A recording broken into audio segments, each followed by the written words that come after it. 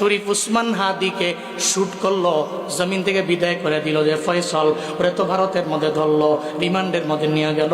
তার কথাবার্তা শুই না যা বুঝলাম, ও তো নিজে হত্যাকারী না, ও হচ্ছে একটা খেলার পুতুল। ওর ব্যাকগ্রাউন্ডে বড় বড় রাঘব বোয়ালরা আছে। এখন তো এক একজনের নাম বের হইতেছে, এরাও তো এক একজনে বড় জালেম, বড় অত্যাচারী।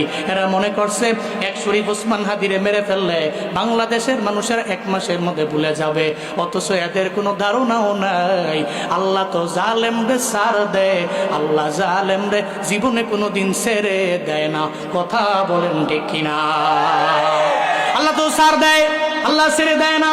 হঠাৎ করে একদিন জালেমের এমন পরিণতি হয়ে যাবে, ওর চেহারা, ওর মুখ এমন উন্মোচন হয়ে যাবে, ও তোর ডানেও যেতে পারবে না, বামেও পারবে না, ওর পরিবার ওরে পছন্দ করবে না। এমন হয়ে যাবে ওর চতুর্পাশের লোকেরাও তো ওরে ঘৃণা করবে।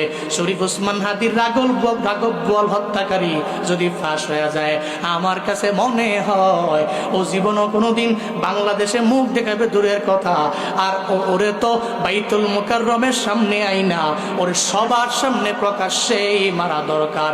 এটাই তো ইসলামের আইন। কথা বলেন ঠিক কিনা?